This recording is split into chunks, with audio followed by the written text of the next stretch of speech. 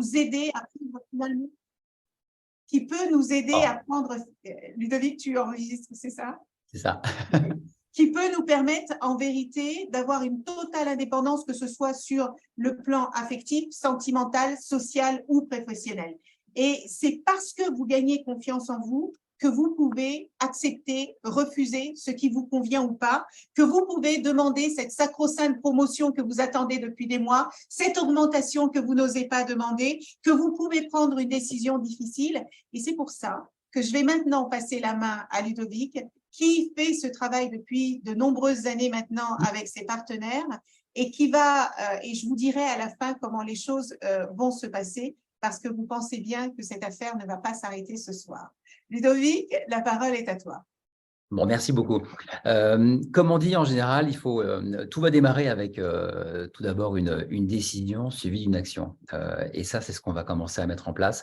Ce que je vous propose, c'est que je vais partager avec vous mon écran. On vous a préparé quelques slides et ça va vous permettre de pouvoir suivre l'intégralité de tout ce qu'on va se dire. Maintenant, je le mets en plein écran et dites-moi si vous voyez correctement tout ce qu'on a. Absolument. Bon, génial. Et ça, je vais le mettre en tout petit pour pas que ça gêne, en fait, ce que l'on a à voir. Et oui, effectivement. Et en plus, j'étais présent le 8 mars et énormément d'émotions pendant toute cette journée. Je pense qu'on est rempli, on est chargé, en fait, quand on sort d'un événement comme ça. En revanche, il ne faut pas se tromper entre ce que va générer la motivation, j'ai très envie de faire quelque chose, la décision à prendre pour pouvoir changer, bouger, évoluer, et ensuite les actions réellement, concrètement qu'on va prendre. Ce sont des moments différents et on va voir comment ça fonctionne. Merci de votre attention pendant on passe quoi, allez, 3/4 d'heure ensemble, et surtout, n'hésitez pas à poster vos questions-réponses. Isabelle va en prendre note. Et Isabelle, n'hésite pas à me stopper un moment si tu as quelque chose à dire ou à intervenir. On va démarrer avec ça. Voilà. On va commencer par faire la distinction entre l'estime de soi et la confiance en soi, parce que ce sont deux choses qui sont en réalité totalement différentes. L'estime de soi, c'est moi et mon passé. Ça veut dire que l'estime que j'ai de moi-même, c'est finalement tout l'amour et toute l'estime que j'ai reçue quand j'étais enfant. En fait, on va dire que ce sont mes programmes. C'est la manière dont j'ai été construit finalement. À partir de là, on imagine bien que l'estime de soi, c'est moi et mon passé. C'est différent de la confiance en soi, parce que la confiance en soi, finalement, c'est moi et ma capacité à agir aujourd'hui face au regard des autres. J'imagine bien que si à un moment, il y avait un danger qui allait toucher votre famille, vous seriez parfaitement capable d'agir face au regard de n'importe qui pour aller sauver les gens qui vous sont chers. Donc, à un moment, la confiance en soi, vous l'avez parce que la dose de courage que vous pouvez obtenir, malgré une peur quelle qu'elle soit, le courage sera toujours supérieur. Donc, en fait, c'est la motivation que vous avez à pouvoir agir qui va vous donner confiance. En revanche, ce qui va nous paralyser par rapport à une peur, qui en général est une croyance, c'est l'estime qu'on a. Et l'estime de soi, véritablement, c'est constitué de tous nos programmes reçus et des croyances. Alors que la confiance en soi, c'est quelque chose que l'on va pouvoir rétablir en fonction des décisions que l'on prend, encore une fois, et des habitudes que l'on met en place dans son quotidien. Vous voyez qu'il y a une vraie distinction à faire entre l'estime de soi, moi et mon passé, et la confiance en soi, moi et la capacité que j'ai à agir face au regard avec les autres. Et ce sont des choses qui vont se traiter différemment. L'estime de soi, je le traite en allant travailler mes croyances. Et la confiance en moi, je vais le travailler en modifiant mes habitudes. Ça, c'est quelque chose qu'on va pouvoir voir après. Et ce que je voudrais, c'est que prenez quelques instants. Là, vous êtes une centaine de personnes. Posez-vous la question, on prend 30 secondes pour ça. Pourquoi est-ce que vous êtes venu ? Pourquoi concrètement vous êtes ici aujourd'hui? Pourquoi vous avez cliqué sur le lien pour venir participer à une conférence sur la confiance en soi? C'est quoi le sujet qui vous porte? C'est quoi les freins que vous pouvez avoir? On se donne vraiment 30 secondes pour pouvoir réfléchir à ça. Qu'est-ce qui vous a décidé à venir? Peut-être que vous étiez là également présent sur le 8 mars, mais aujourd'hui précisément, qu'est-ce qui vous a conduit à venir? Pourquoi vous êtes ici véritablement? Et n'hésitez pas, si vous avez envie de le partager avec l'ensemble du groupe, vous le pouvez. Et je pense que la question de Ludovic, c'est vraiment une question personnelle. Pourquoi on fait les choses finalement? Parce que c'est le point de départ de tout. Ce qui fait que vous êtes motivé à faire quelque chose ou pas, c'est parce que vous savez au fond de vous la raison qui vous a engagé à le faire. Donc, ceux et celles qui ont envie de participer, enfin de partager publiquement, vous le faites, vous êtes les bienvenus. Et ceux et celles qui veulent le garder pour eux et elles, c'est permis aussi. Mais on veut faire en sorte que ce soit un échange le plus dynamique possible. Et maintenant, deuxième question, et ça c'est important. Quelles sont les émotions que vous avez régulièrement dans la semaine? Et en fait, ce qu'on est en train de chercher à savoir ici, c'est quelles sont les principales émotions qui vous donnent du pouvoir et quelles sont les émotions qui vous enlèvent du pouvoir? Je vais prendre un exemple. Parfois, on peut se dire, alors pardon, dans mon échange, je vais tout mettre au masculin parce que je suis un mec, donc je vais parler à chaque fois en disant, en mettant les choses au masculin. Parfois, on pourrait se dire, je ne me sens pas assez éduqué par rapport à cette personne et ça, ce sentiment d'infériorité sociale ou en termes d'éducation, ça m'enlève du pouvoir parce que finalement, je ne vais pas oser parler en public parce que je ne me sens pas assez cultivé. Ça, c'est un exemple. Un exemple, par contre, qui va me donner du pouvoir, c'est quand je suis en présence de mes enfants, je me sens terriblement puissant parce que je me sens légitime. Et ça, ce sont des émotions différentes et on va avoir chacun nos émotions. Ce que je voudrais, c'est que vous puissiez vous dire, de votre côté, quelles sont les émotions qui vous donnent du pouvoir, dans quel contexte ça vous donne du pouvoir, et dans quel schéma est-ce que ces émotions vous enlèvent complètement du pouvoir. Prenez le temps d'y réfléchir parce qu'un peu plus loin dans la présentation, on va s'en servir. Prenez le temps, encore une fois. Alors, si vous voulez, vous le mettez dans la chat box, dans les questions-réponses. Qu'est-ce qui vous donne du pouvoir et qu'est-ce qui vous enlève du pouvoir? C'est quoi les situations dans lesquelles ça s'opère? Et vous verrez qu'en général, lorsque ça vous enlève du pouvoir, c'est un sujet de légitimité. Légitimité par rapport à du pouvoir financier, sociétal, intellectuel, physique, peu importe. Mais en général, c'est un sujet de légitimité. Et ce sujet de légitimité, il est évidemment connecté, vous l'avez compris, à l'estime de soi, pas à la confiance en soi, à l'estime. Ludovic, j'ai une question à te poser pendant que chacun réfléchit. Isa Gozlan dit « L'émotion qui donne du pouvoir, c'est la motivation ». Est-ce que la motivation est une émotion? Oui. Ok. Et donc, cette motivation-là peut donner du pouvoir. Ouais. Okay. Je pensais que les émotions, c'était la joie, la tristesse, la colère, enfin, tu vois, les émotions classiques et traditionnelles. Je ne me doutais pas que la motivation puisse être une émotion. Il y a tout un panel en fait d'émotions qui arrivent. Et alors, ta question tombe bien parce que derrière, ce qu'il faut savoir, alors ça c'est ce que disent les bouddhistes. Les émotions sont des pensées juteuses. C'est-à-dire que quand vous avez une pensée, j'imagine, je suis en train d'essayer de méditer, je ferme les yeux, j'arrive pas à méditer parce que j'ai plein de pensées qui sont en train de défiler. Mais elles passent. Une pensée, c'est quelque chose qui passe. Ce n'est pas quelque chose qui va s'ancrer. Alors qu'une émotion, c'est là où la définition bouddhiste des émotions qui sont des pensées juteuses est intéressante, c'est qu'une émotion, c'est quelque chose qui tâche, c'est quelque chose qui reste, c'est quelque chose qui va m'imprégner, qui va m'imbiber, qui va avoir un impact et une conséquence sur moi. Donc, une émotion, c'est quelque chose de fort.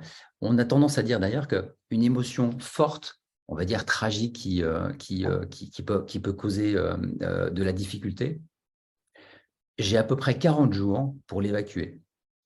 Donc,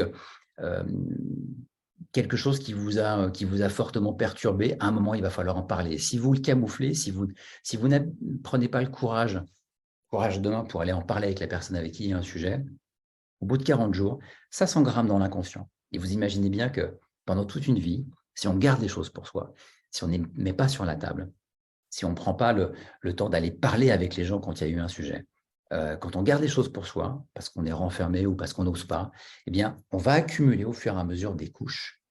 On va sédimenter en fait toutes nos émotions. Et un jour, ça pète. Donc, les émotions, c'est quelque chose qui nous touche. Mais ça nous touche de manière vertueuse, mais également négative. Et on doit apprendre à contrôler ces émotions. Oui, c'est vertueux.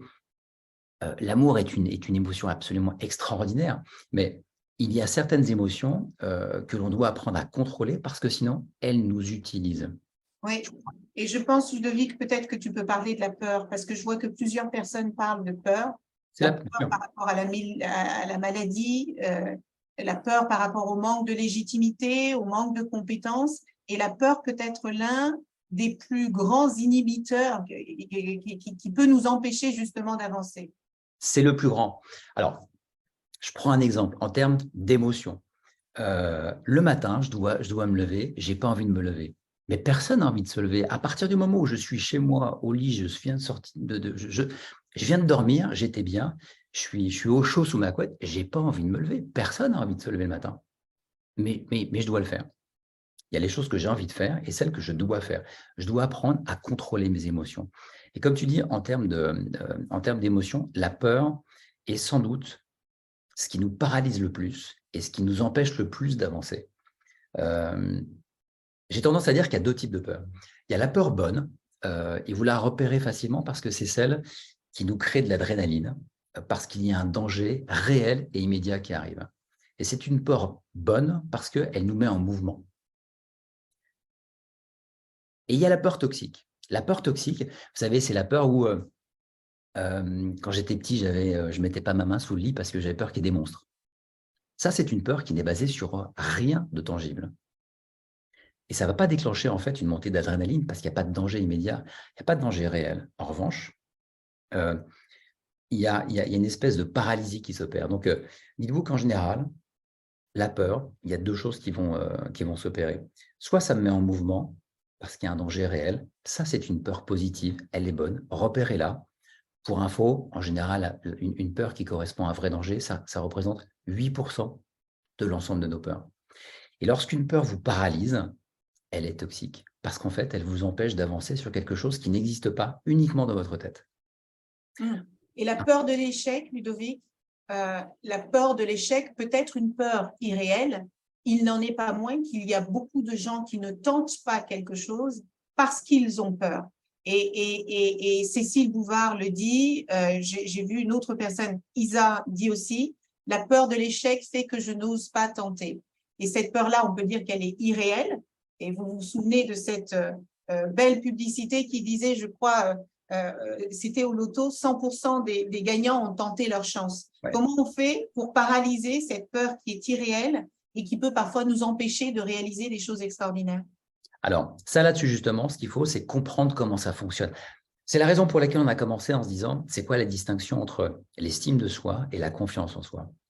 La peur de l'échec, par exemple, ça n'a rien à voir, et je vous garantis, croyez-moi sur parole, la peur de l'échec n'a rien à voir avec la confiance en soi. C'est directement lié à l'estime de soi. Parce que c'est directement lié à l'éducation que vous avez reçue, à l'environnement dans lequel vous avez été éduqué, et les messages qui venaient eux-mêmes inconsciemment des gens qui vous ont accompagné pendant votre enfance. Ça, ce sont les programmes qu'on a reçus. On va le voir un peu plus loin, mais je vais prendre un exemple tout de suite. Imaginez un enfant, gamin tout petit, il apprend à marcher et puis dès qu'il commence à marcher, il tombe un peu. Et parfois, un enfant, quand il tombe, la première chose qu'il fait, c'est qu'il se retourne et regarde si ses parents sont en train de le regarder parce qu'il vient de se vautrer. Et là, vous avez deux types d'attitudes différentes et possibles des parents. Votre gamin tombe et quand il regarde ses parents, les parents peuvent dire « Je suis fier de toi parce que tu t'es bien rattrapé. Tu aurais pu te faire très mal, mais finalement, tu t'es bien rattrapé. Je suis fier de toi. » Et puis, vous avez une autre attitude de parent qui pourrait être « Arrête de tomber, tu es en train de me foutre la honte encore une fois. » Imaginez ça répété tous les jours pendant plusieurs années. Parce que, consciemment ou inconsciemment, c'est l'attitude que les parents vont avoir vis-à-vis de leurs enfants qui va en créer ça. Ça, c'est le programme. Et pour le visualiser, imaginez que chaque jour de votre vie, vous allumiez votre smartphone et à l'écran, il y a un gamin pour qui ça va être marqué tous les jours. Chaque jour, quand il allume son écran, c'est marqué « Tu es génial, tu vas pouvoir surmonter n'importe quel problème, tu vas réussir à chaque fois, même si c'est difficile. » Et puis, vous avez l'autre gamin, tous les jours de sa vie, quand il ouvre le truc, c'est marqué « T'es une grosse merde. » Et bien, c'est pas pareil. C'est pas le même programme. Ça, c'est l'estime de soi. Et c'est comme ça qu'on programme les peurs. Donc, la peur de l'échec n'a rien à voir avec la confiance en soi. Elle a tout à voir avec les croyances. Et les croyances, ça se fait pivoter. Mais ça, il y a un programme pour ça. On le voit à la fin. Peut-être, Ludovic, on a eu quelques remarques sur le syndrome de l'imposteur, si tu peux nous en donner la définition. Globalement, c'est la différence entre les hommes et les femmes où quand on dit à quelqu'un, il y a un nouveau poste à prendre et un homme qui n'a évidemment aucun problème et qui croit que tout est possible, bah lui, il va prendre le job même s'il n'est pas compétent parce que de toute façon, il verra bien sur place et puis le principal, c'est de prendre le job. Alors qu'une position féminine, c'est plus de dire est-ce que je vais vraiment réussir à le faire parce que est-ce que je suis bien câblé, est-ce que j'ai bien les compétences, est-ce que j'ai la formation, est-ce que je suis légitime finalement pour ce poste? Et ça, en fait, cette somme de questions, déjà, là, pour le coup, c'est un manque de confiance envers les personnes qui vous font la proposition. Parce que si on vous fait la proposition, c'est qu'a priori, on a quand même estimé que vous étiez capable de pouvoir prendre le job. Donc ça, c'est la première chose. Manque d'écoute des gens en face et ne pas faire confiance au jugement des autres. Et ensuite, le syndrome de l'imposteur, c'est penser qu'on n'est pas, on n'est pas assez bon. Et la question qu'il faut se poser dans un syndrome de l'imposteur, c'est est-ce que je suis en train de douter par rapport au regard des autres? Auquel cas, c'est de la confiance en soi. Ou est-ce que je suis en train de douter par rapport à moi-même, à mes propres compétences? Auquel cas, c'est de l'estime de soi.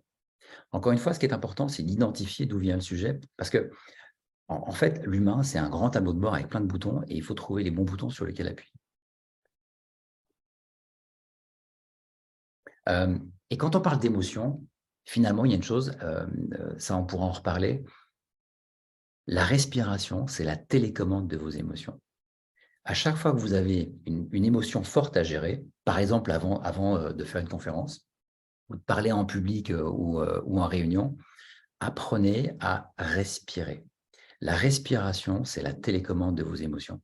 Encore une fois, à la fin du webinaire, on vous offre quelque chose qui va vous permettre de pouvoir utiliser ces outils. Et finalement, tout ce qu'on est en train de dire, tout est lié à notre état d'esprit.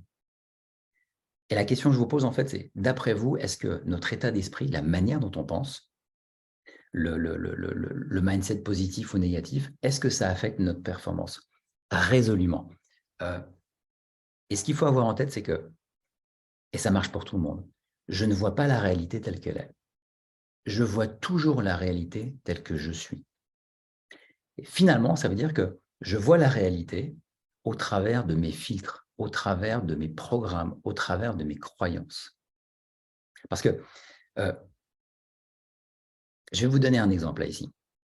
Je ne sais pas si vous connaissez Bannister, mais cette histoire absolument remarquable, elle illustre bien cette notion d'état d'esprit.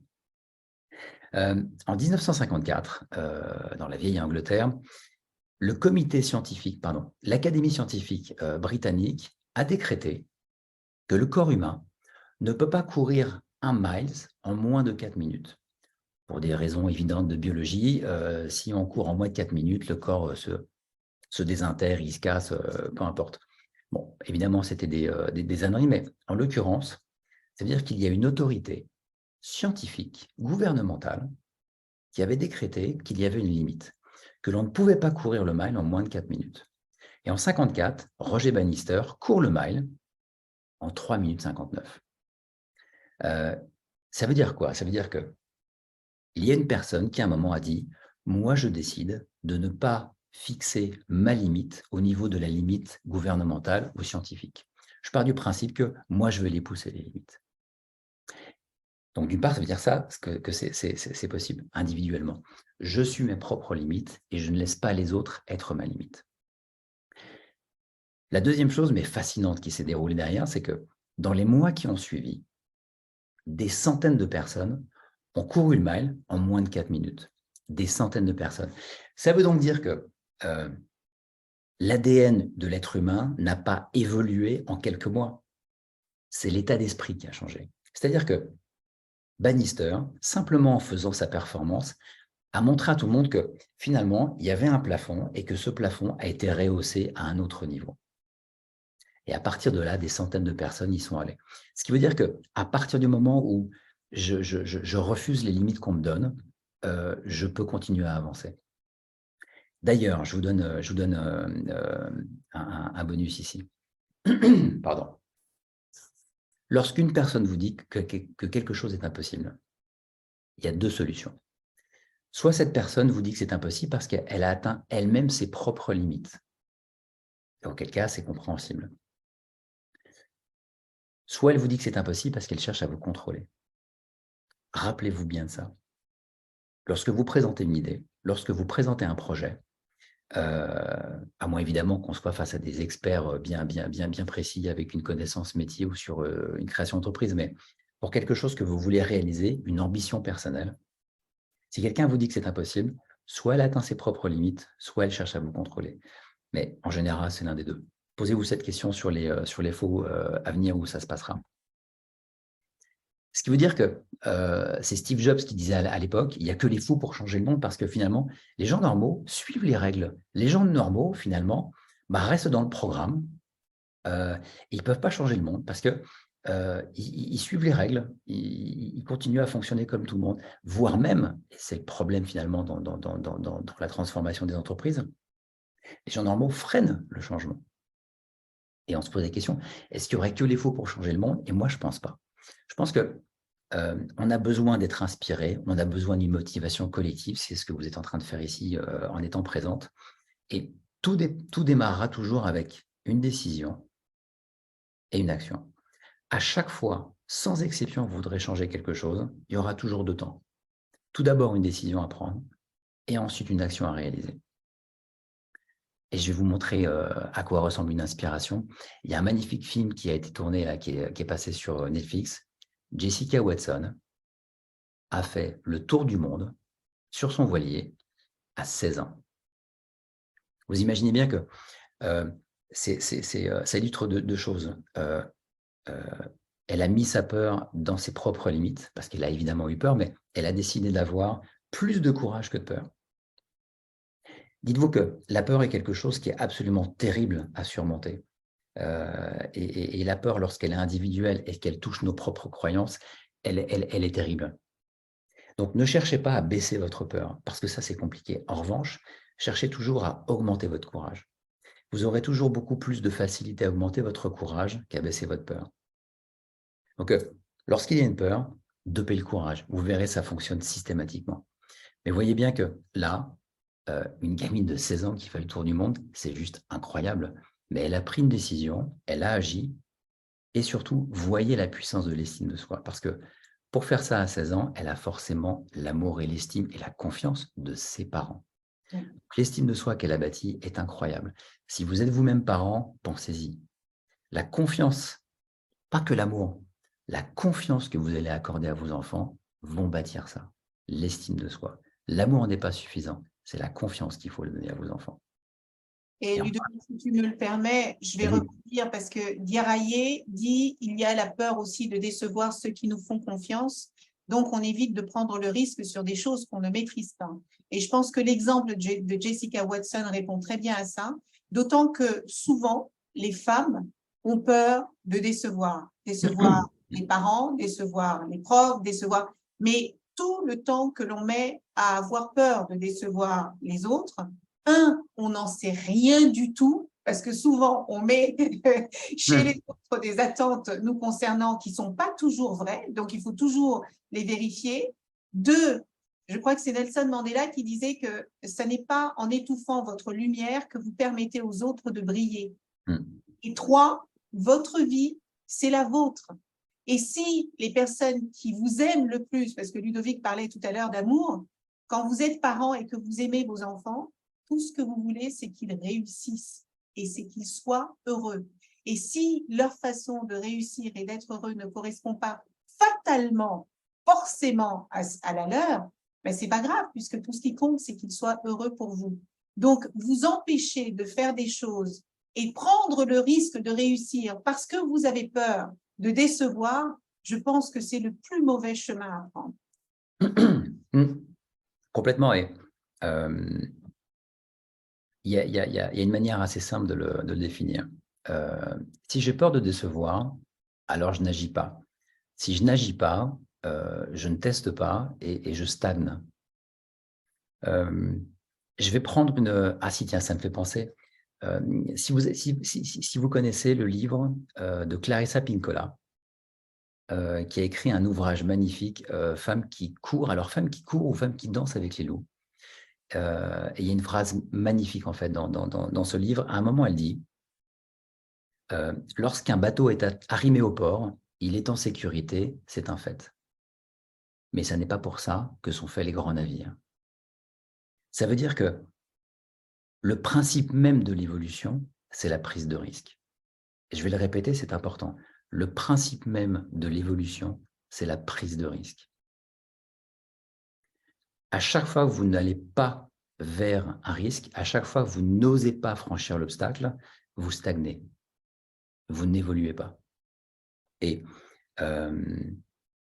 ma croyance, c'est que le bonheur, c'est l'évolution. À chaque fois que je grandis, à chaque fois que je franchis une étape, à chaque fois que j'évolue finalement, à chaque fois que je fais du progrès, que je progresse, pardon, alors j'ai un sentiment de bonheur. Le sentiment de bonheur vient du sentiment de progression.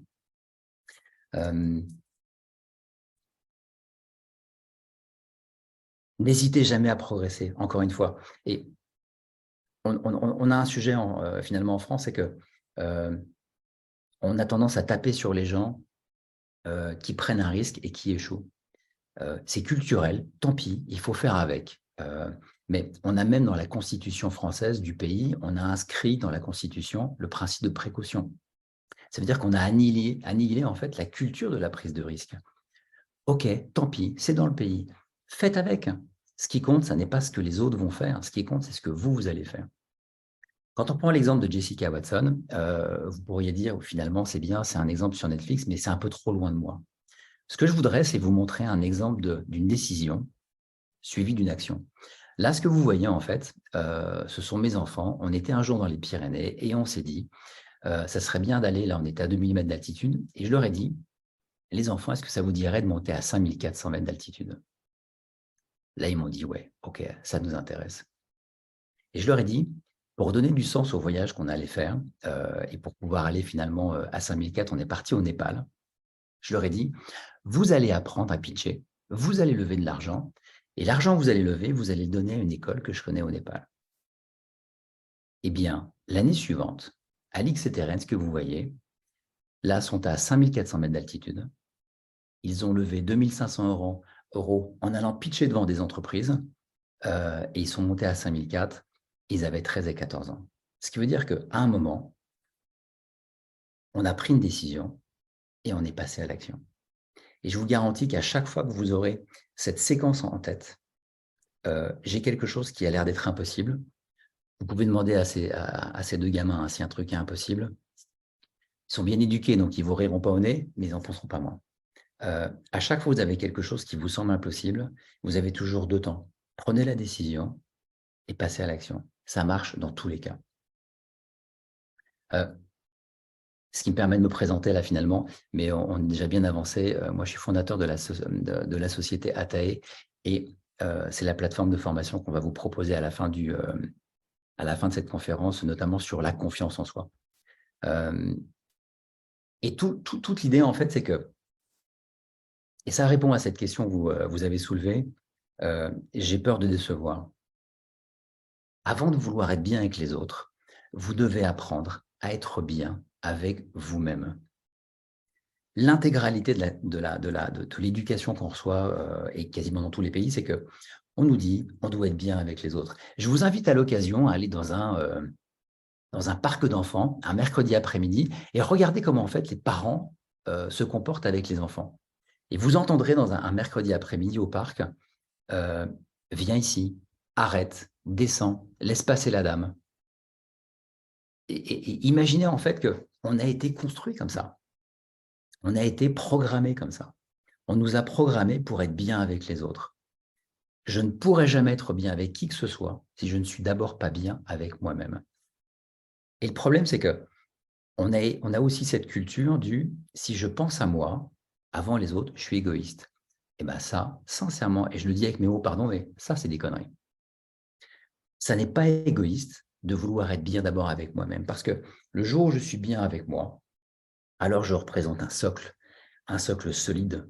Et c'est parce que j'ai un socle solide que je vais pouvoir être bien avec les autres et que je vais pouvoir donner aux autres quelque chose de solide également. Mais cette idée de « il faut être bien avec les autres » sans d'abord avoir pensé à soi, ça ne marche pas. Et ça a créé des dégâts absolument colossaux. Et si je peux juste ajouter quelque chose à ce que tu viens de dire, Ludovic, pour ceux d'entre vous qui avaient pris l'avion ou qui prenaient l'avion régulièrement, quand les consignes de sécurité sont données, ce qu'on vous dit, c'est en cas de turbulence, mettez votre masque à oxygène avant de le mettre à vos enfants qui sont à côté de vous. Pourquoi? Parce que si vous ne tenez pas debout, vous ne pouvez pas aider votre enfant. Et moi, quand je l'ai compris, ça a véritablement changé parce que chez beaucoup de femmes, quand j'ai demandé aux femmes que je mentorais, que j'accompagnais, finalement, quelle est votre place dans votre vie? Où est-ce que vous vous positionnez? Si on faisait un cercle dans votre vie et qu'on vous demandait de vous positionner, très, très, très rarement, les femmes se positionnent au centre de leur cercle parce qu'elles ont peur d'être trop égoïstes et de prendre leurs besoins avant ceux des autres. Mais je veux juste renforcer, vous savez, moi je suis enfant d'une famille nombreuse, donc je sais ce que c'est que d'avoir la responsabilité des plus jeunes et des plus petits. Eh bien, si vous n'êtes pas solide, si vous n'êtes pas bien dans votre tête, si vous n'êtes pas fort, vous ne pouvez pas aider les autres comme vous le souhaiteriez. Si vous ne mettez pas votre masque à oxygène, vous ne pouvez pas donner de l'oxygène et de l'énergie correctement aux autres. Ou alors, vous êtes en souffrance en permanence et ça, c'est un vrai drame. Donc, ce sujet-là, avant d'être bien avec les autres, il faut commencer par être bien avec soi-même. Pour moi, c'est l'un des sujets qui m'a sauvée. Donc, je me permets de vous le partager. Oui, bien sûr, merci. Et là, quand on dit ça, finalement, et l'exemple de l'avion est parfait, quand on dit ça, on est en train de commencer à casser des croyances. Cette croyance de « si je pense à moi, c'est égoïste ». Cette croyance de « il faut systématiquement être bien avec les autres ». Oui, évidemment, il faut être bien avec les autres. Oui, évidemment, ne penser qu'à soi est égoïste. Mais si on fait les choses dans l'ordre, d'abord, j'apprends à être bien avec moi-même parce que je dois représenter un socle avant tout pour moi et ensuite pour les autres. Il y a un proverbe africain que j'adore et qui dit « s'il n'y a aucun ennemi à l'intérieur, alors aucun ennemi à l'extérieur ne pourra me toucher ». Et c'est exactement l'illustration de ça. Et il y a une phrase qui, je vous invite à vraiment la retenir, celle-ci, parce qu'elle est clé. Le jour où vous comprenez que vous êtes votre premier amour, alors votre bonheur ne dépendra plus jamais des autres. Et on est à une ère où le nombre de personnes qui ont du mal à être juste bien avec elles-mêmes, ont du mal à être seules, se mettent à avoir des relations toxiques, à devoir, enfin, je vais prendre un exemple, mais je pense que vous savez à peu près tous de quoi je veux parler, mais certaines personnes ont du mal ou refusent d'être célibataires. Donc, comme elles ne peuvent pas être toutes seules chez elles, elles sont en permanence en couple, et ce sont des couples totalement improbables parce que c'est toxique, parce que ça pète en permanence.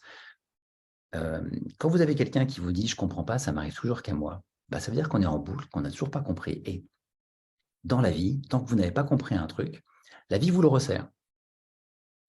Et ce qui est important, c'est véritablement de se dire, encore une fois, avant d'être bien avec les autres, il va falloir que je comprenne que je suis mon premier amour. Et ça, ce n'est pas égoïste. Et du coup, mon bonheur ne dépendra plus des autres. Par contre, je pourrais l'amplifier en rencontrant quelqu'un. Je pourrais l'amplifier en étant avec les autres. Mais à un moment, je dois être un socle. Ce socle, il est fondamental. Et ce socle, c'est vous, c'est personne d'autre. Et personne ne réussira à votre vie à votre place. Ludovic, si je peux me permettre, Oui. il nous reste 10 minutes. Oh, on est loin là.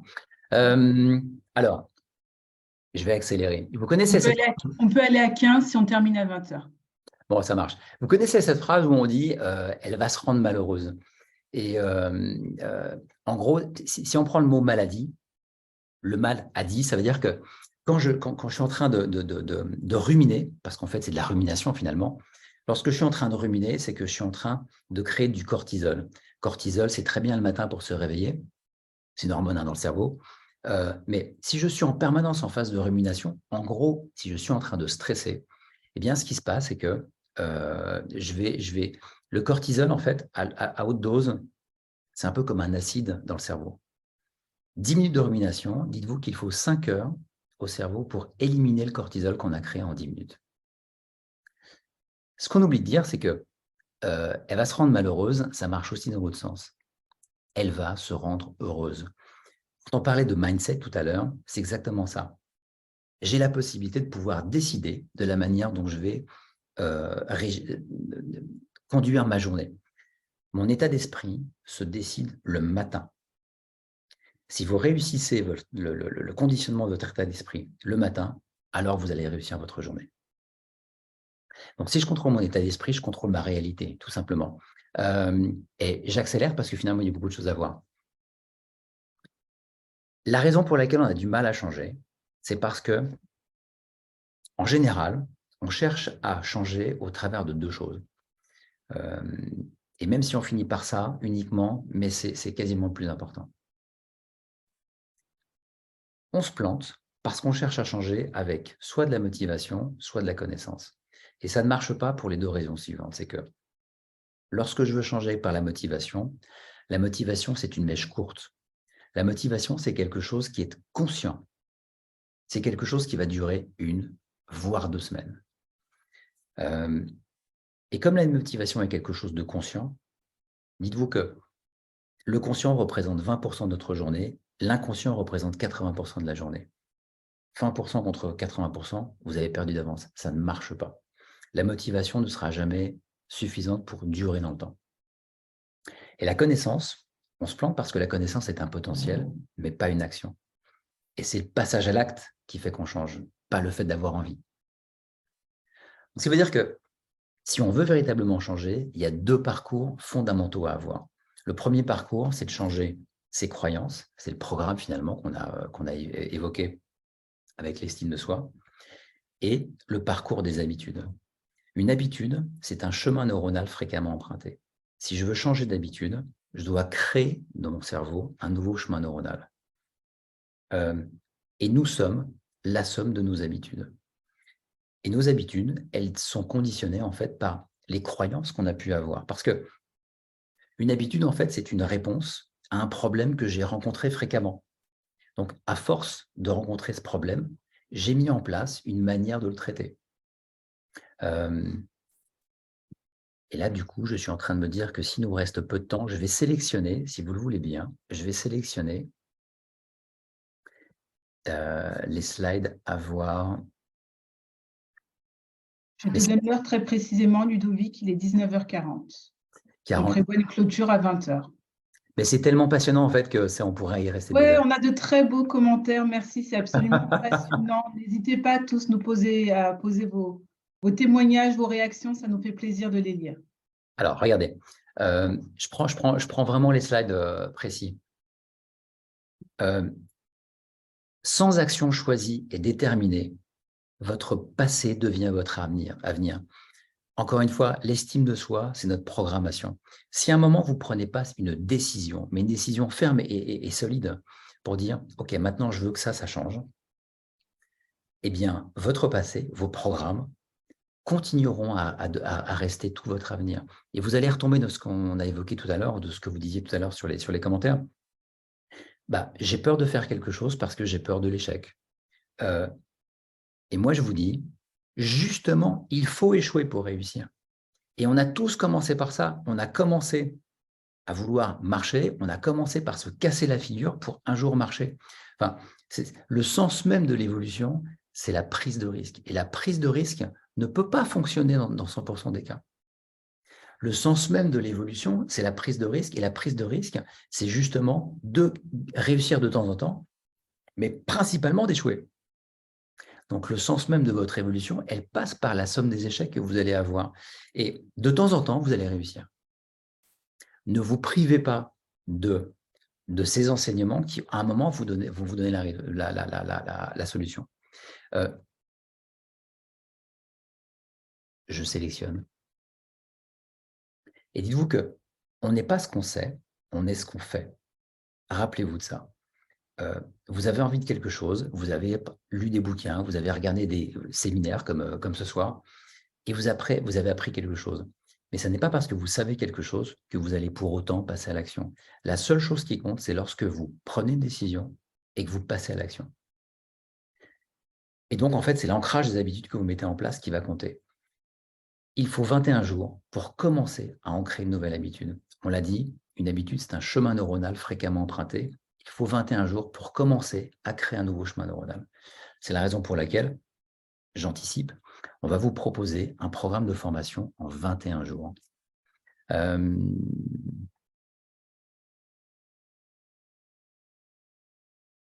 n'a plus le temps pour ça. Alors, si ce qu'on a dit vous a convaincu, Isabelle, est-ce qu'il y a des questions précises sur lesquelles on apporte une réponse ou je pars de la formation directement?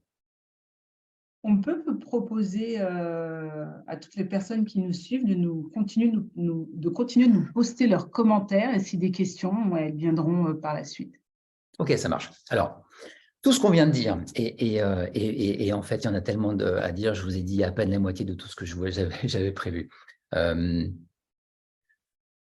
On vous propose de suivre un programme qui s'appelle Confiance en soi et force mentale. Formation qui est réalisée avec Bülent Turan, Décider à agir. Et Bülent, alors, qui est un ami très très cher, et tous les deux, on a créé ce programme de formation. Bülent est, pour donner à peu près le profil, c'est un ancien numéro 7 mondial en arts martiaux. Vous imaginez bien que les gens qui font partie du top 10 mondial sur une discipline, a fortiori sur les arts martiaux, sont des gens qui ont un cerveau pas foutu comme le nôtre. Donc, sont des gens qui ont véritablement appris à discipliner leur mental. Ce sont des gens qui ont appris à ne pas négocier avec leur cerveau. Il y a quelque chose à faire, ils le font. Point. Et lorsque vous arrivez à atteindre en fait cette discipline, je ne négocie pas avec mon cerveau, j'ai quelque chose à faire, je le fais. Point. Je vous garantis que les obstacles sont vraiment mangés les uns après les autres. Et ça, c'est ce qu'on a mis en place dans une formation. Vous avez donc 21 épisodes, c'est ce qu'on vous propose, qui s'écoulent sur 3 semaines. Là, vous avez en fait l'intégralité des contenus. En plus de ces contenus qui sont des contenus vidéo, vous avez également des tests et des questionnaires que vous pourrez réaliser, mais surtout également des rituels. Encore une fois, on l'a dit, si vous regardez ces épisodes vidéo qui durent en moyenne une douzaine de minutes chaque jour, vous n'allez faire qu'apprendre. Et ce n'est pas ce que vous savez qui compte, c'est ce que vous faites. Encore une fois, on cherche à ancrer un nouveau chemin neuronal. Vous aurez donc, pendant cette formation de 21 jours, à pratiquer un rituel chaque jour. Et un rituel, c'est intéressant parce que un rituel, c'est quoi? Un rituel, c'est un sas pour passer d'un état à un autre. C'est le rituel du passage de l'enfant à l'adulte, par exemple. C'est pour passer d'un état à un autre. Et lorsque je pratique un rituel, je pratique un acte conscient. Et si je pratique un acte conscient suffisamment longtemps, 21 jours, alors que je vais commencer à en faire un acte inconscient. Ça devient une habitude. Et c'est là, en fait, toute la force du programme, c'est que vous allez chaque jour apprendre des nouvelles choses avec ces vidéos qui vont vous permettre de modifier vos comportements et modifier vos croyances. Et rythmer tout le long, pratiquer des rituels qui vont s'ancrer dans votre quotidien et devenir des habitudes, tout naturellement. Ce qui fait que vous allez commencer à installer un nouveau chemin neuronal à partir de cette plateforme. Et je termine en disant... Alors, est-ce que je peux te laisser, Elisabeth, sur la fin? On vous a mis en fait un lien de manière à ce que vous puissiez prendre votre formation. La formation à l'origine coûte 690 €. Normalement, on voulait l'offrir. Et on s'est dit que finalement, lorsque l'on offre quelque chose, ça n'a pas de valeur. Il faut à un moment qu'il y ait un engagement, il faut qu'il y ait une décision, il faut que vous fassiez une déclaration avec vous-même pour dire « Ok, j'ai envie que ça fonctionne et je vais y mettre une intention ». Donc, on a réduit le prix au strict minimum, mais de manière à ce qu'il y ait au moins un acte où vous alliez sortir votre carte bleue pour dire « Ok, moi, je décide d'investir 10 € pendant 21 jours. Et je vous garantis que… En fait, j'aimerais avoir une pilule magique et vous la donner pour que vous puissiez la prendre directement, mais ça ne marche pas, ça. Suivez ces 21 jours. Le résultat qu'il y a derrière est juste incroyable. Incroyable. Les gens qui ont suivi cette formation, qui l'ont pratiquée avec intensité, avec volonté, qui ont ancré leur nouveau rituel, leur vie n'est pas la même. Maintenant, c'est une décision qui, encore une fois, vous appartient. C'est maintenant qu'il faut la prendre. Et en ce qui concerne les actions, vous serez accompagné de façon avec la plateforme.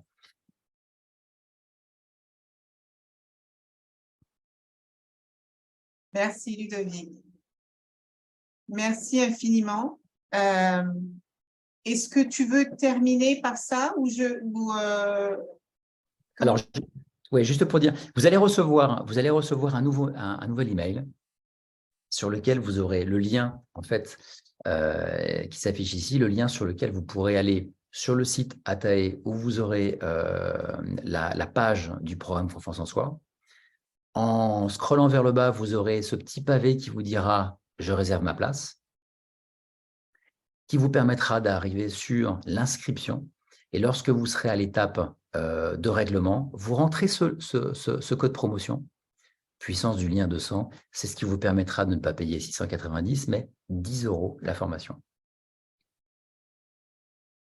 Et ensuite, lorsque vous voudrez accéder à votre espace, à partir de la home de Atae, vous avez ici un petit bouton qui vous dit « Accéder à mon espace directement ». Ce qui est important, et ça du coup, là, Isabelle, je te laisse le dire, c'est que c'est une formation collective. Profitez du mouvement collectif.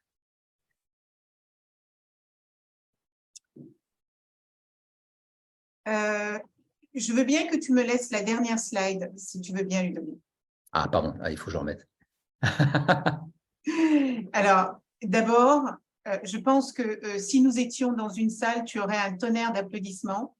Moi, j'avoue que j'ai un peu de frustration parce qu'il y a encore tellement de choses qu'on avait vues et que tu ne pourras pas couvrir ce soir parce qu'on est aussi conscient et on veut respecter le temps de chacun.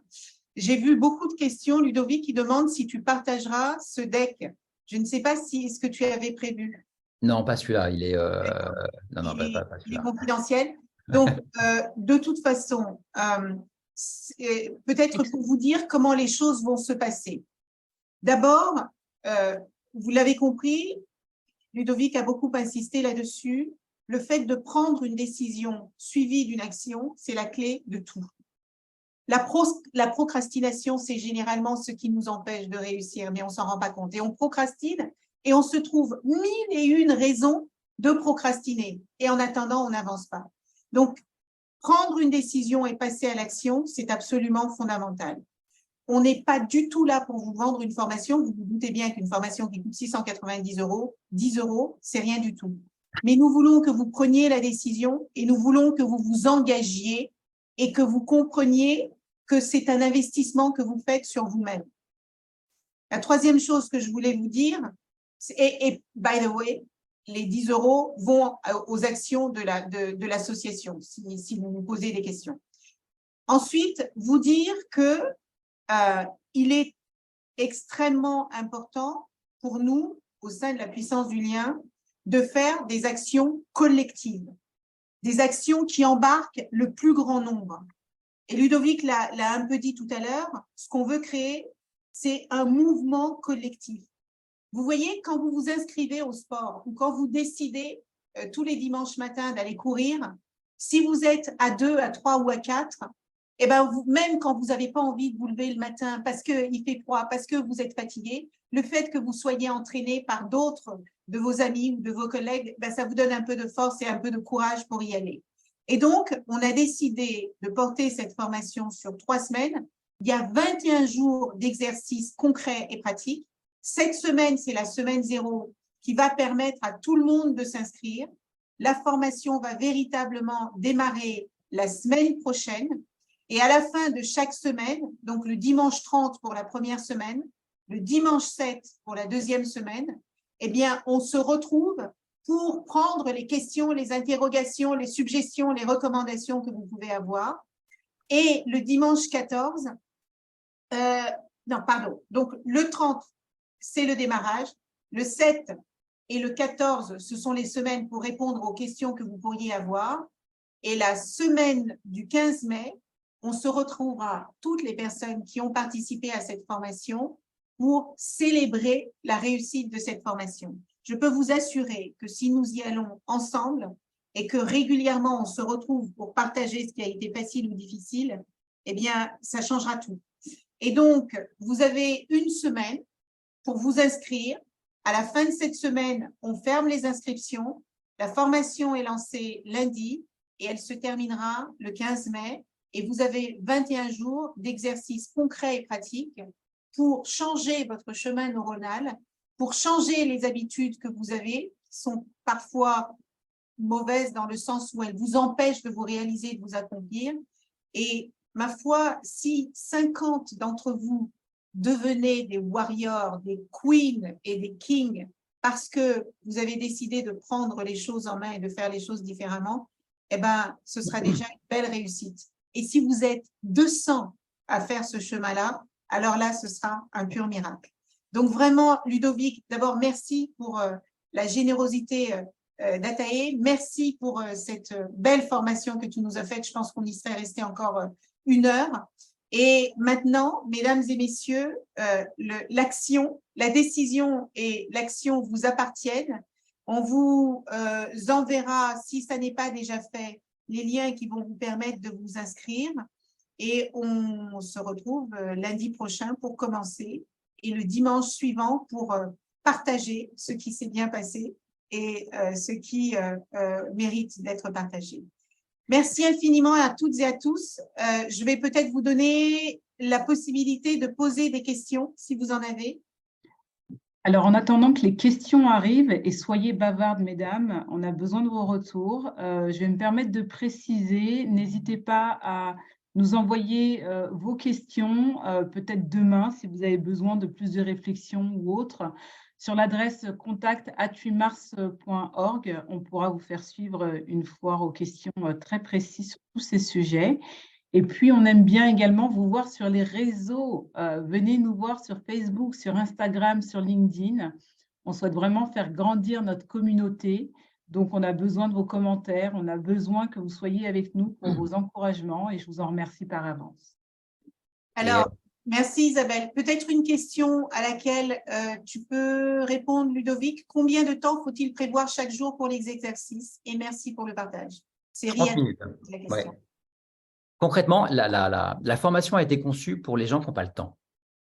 Ça veut dire que chaque jour, vous avez une vidéo qui dure en moyenne 12 minutes à regarder. Et ça, vous décidez à quel moment dans votre journée vous allez regarder cette vidéo de 12 minutes.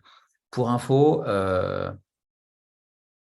en moyenne, on passe 6 voire 7 heures devant des écrans. Je pense que vous devriez pouvoir trouver 10 minutes pour regarder une vidéo. Donc, il y a 10 minutes de vidéo par jour à regarder. Et ensuite, vous avez 10 minutes de rituel le matin et 10 minutes de rituel le soir. Ça fait 30 minutes par jour. Et par rapport à ça, vous savez, parfois, on voit des gens et on se dit « Oh, c'est génial, en fait, comment elle a réussi à changer, comment elle a réussi à évoluer. » Il y a dû se passer un truc dans sa vie parce qu'il y a vraiment un pivot qui s'est fait. Bah, ce sont des gens qui, à un moment, ont eu une occasion, une opportunité. Et puis la différence, c'est ce qui se fait en fait entre les gens qui saisissent l'opportunité et ceux qui ne la saisissent pas. Là, aujourd'hui, c'est un de ces moments. C'est un de ces moments où vous allez prendre la décision de saisir l'opportunité ou de laisser passer et de regarder les autres. N'oubliez pas que 100% des gagnants au loto ont tenté leur chance. Il y a toujours une première action. Ensuite, il y a une question qui a été posée.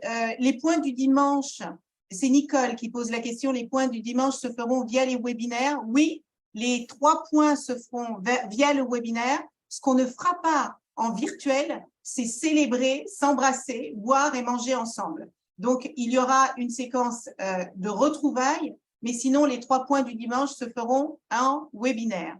Comment est définie la croyance qu'on devra lever dans la formation? Je ne suis pas sûre, Kevin, de bien comprendre votre question, mais je suis certaine que la réponse est dans la formation. Oui, parce que à un moment, on vous invite à vous poser la question sur vos propres croyances et elles sont personnelles, elles nous appartiennent. On a chacun nos propres croyances. On a les croyances qui nous rendent forts et on a les croyances qui nous rendent faibles. Celles qui vous rendent forts, il faut les garder. Celles qui vous rendent faibles, il faut les remplacer, tout simplement. Merci. Aline, chère Aline, je vois ta question sur les réseaux sociaux que Isabelle a mentionné tout à l'heure. La puissance du lien est sur Instagram, sur LinkedIn et sur Facebook, si je ne m'abuse. Isabelle, si tu peux juste remettre peut-être les liens pour que chacune et chacun puisse le retrouver. Je t'embrasse, ma chère Aline. Est-ce qu'il y a, si nous ne sommes pas disponibles dimanche, est-ce qu'on peut suivre en rediffusion? Oui, on a prévu d'enregistrer chacun des webinaires pour que ceux qui ne peuvent pas participer le dimanche puissent avoir quand même accès à ce qui s'est dit. Comment allez-vous donner un feedback à chaque personne après cette formation collective? Alors, on ne donnera pas un feedback individuel et personnalisé. Je ne pense pas que ce soit comme ça que ça se passe. Ludovic, tu veux peut-être répondre à cette question? Alors, ce qui est personnalisé, en fait, c'est que lorsque vous allez vous inscrire sur la plateforme, avant d'accéder au programme, vous allez tout d'abord passer par une évaluation qu'on a appelée le quotient de vie. Et on va vous demander de répondre à 60 questions. Donc, en gros, prévoyez 10 minutes le jour où vous rentrez sur la plateforme. Ces 60 questions vous donnent un quotient et vous allez recevoir immédiatement à la fin de l'évaluation sur votre adresse mail un PDF qui fait une 12aine de pages avec l'explication de votre quotient et les premières recommandations pour vous personnellement par rapport au quotient, au scoring que vous aurez pu réaliser. Et ce qu'on vous invite à faire en général, c'est refaire une deuxième fois cette évaluation à la fin des 21 jours, de manière à voir s'il y a des choses qui ont bougé. En général, il y a des choses qui bougent. Merci Ludovic. Mesdames et messieurs, Isabelle a dit tout à l'heure, n'hésitez pas à poser vos questions si vous hésitez encore. Alors moi, je vais être très cash avec vous. Très, très, très cash.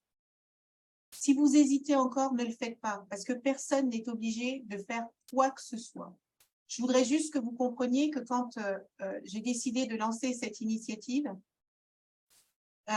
j'ai demandé à mon équipe, celle qui travaille avec moi, de rentrer dans l'association, en plus de magnifiques personnes qui ont décidé, sur leur temps libre, de s'engager dans cette opération parce qu'ils ont envie d'aider.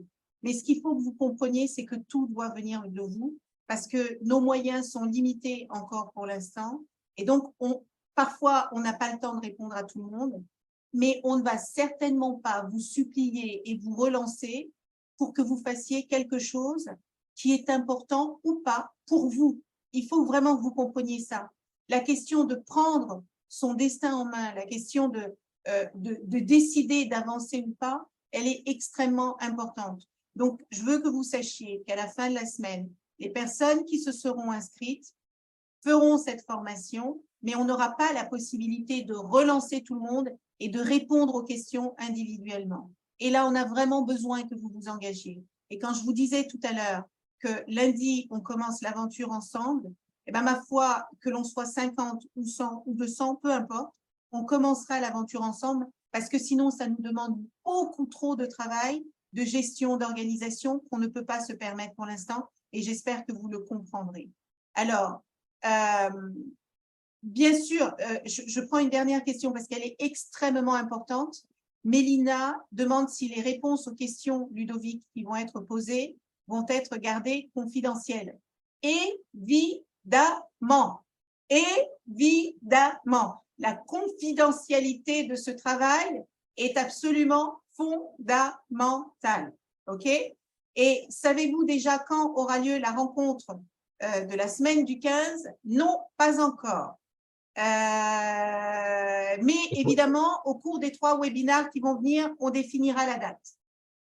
Et pardon, pour rebondir là-dessus, lorsqu'on on se réunira tous pour cette célébration, là où ce sera en présentiel, ce sera l'occasion, si vous avez des questions, là pour le coup, très confidentielles, on pourra en parler ensemble, on pourra se mettre à l'écart et je prendrai le temps d'aller décortiquer ça avec vous, avec grand plaisir.